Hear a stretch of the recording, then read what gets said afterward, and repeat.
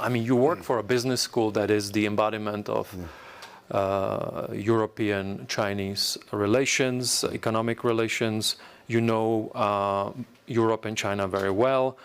You could argue that the competitiveness of Eurasia or Central Asia is really dependent also on healthy volumes, increasing volumes of trade between Europe and China, and of course also connectivity in Central Asia and South Caucasus as well. But so given the global context now, Professor, how do you see this working? Are you pessimistic or do you remain somewhat optimistic that we can make this work going forward?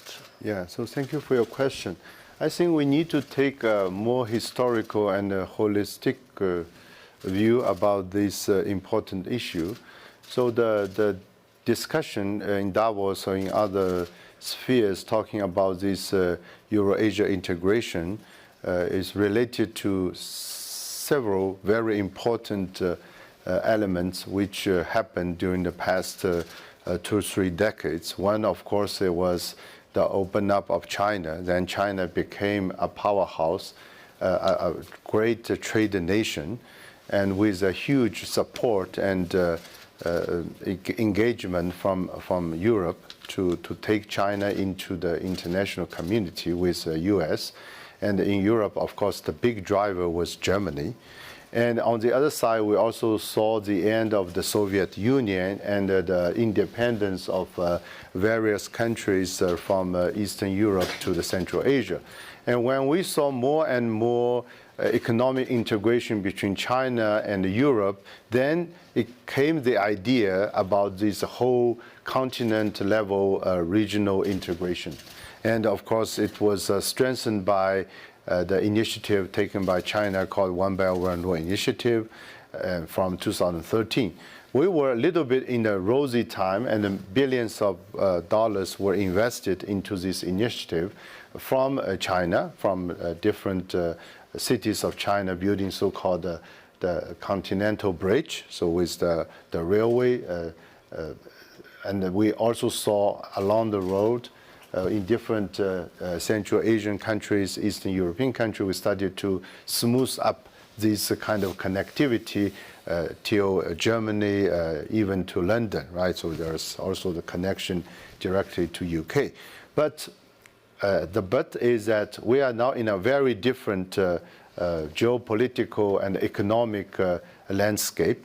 On one side, we saw there's more and more reluctance especially from Europe, to accept fully China as a partner. And there is a rephrased before the pandemic, talking China on some issues about a competitor, which is legitimate.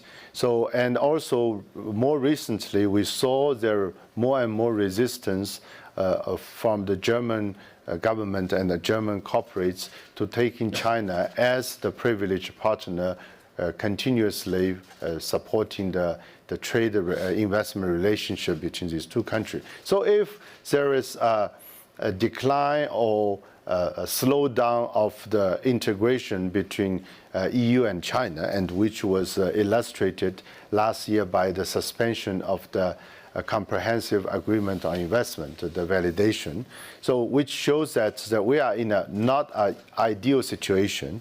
And another big problem my colleagues just mentioned about the difficulty of this war in Ukraine and the disruption on the supply chain designed between these two ends, between China and Europe.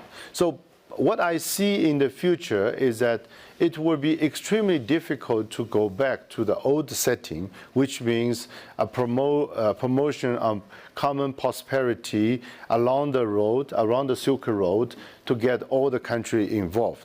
However, for these countries in the middle, like Central Asia, even the Eastern European countries, it's not necessary to be a bad time, in the sense that all the big powers, including, of course, China, EU, and the US, were focusing more from their own geopolitical importance, the engagement with these countries, which means there is some economic, political support for more engagement with these countries, and also there are a lot of concrete economic benefit. We talk about substitution of this grain and oil from Russia or Ukraine by these countries, and of course that will be a huge incentive for European countries. We see from my colleagues' talk, and also from China, because you all know that there is a risk of secondary sanction against Chinese companies, of course, mainly SOEs, about their involvement with Russia. So it is also Chinese interest to diversify their supply, especially with Kazakhstan, which is the neighbor, and they already start some very solid connections for the gas and oil facilities.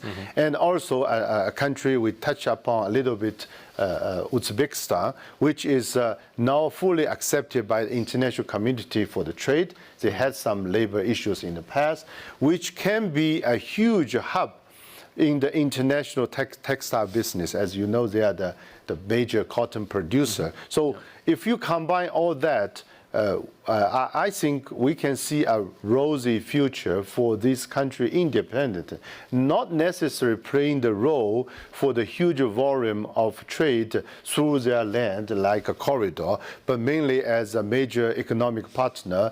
Of course, since you have more great power talking to you, and you have a better leverage also to get a better term for your national development. So I just stop here. Thank you.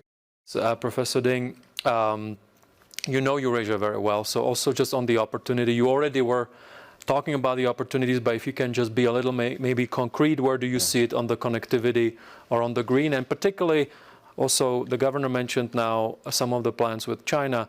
What do you think are these opportunities for China on the connectivity front or green front in Eurasia?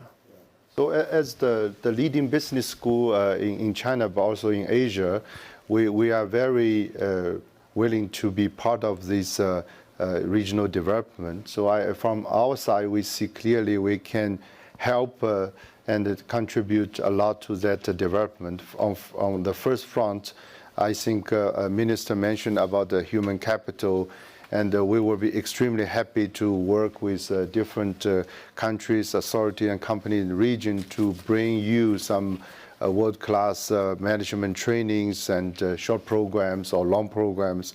We'll be very happy to be partner on that, and we have 100 full-time faculties based in Shanghai, Beijing, so it's very easy to come to the region.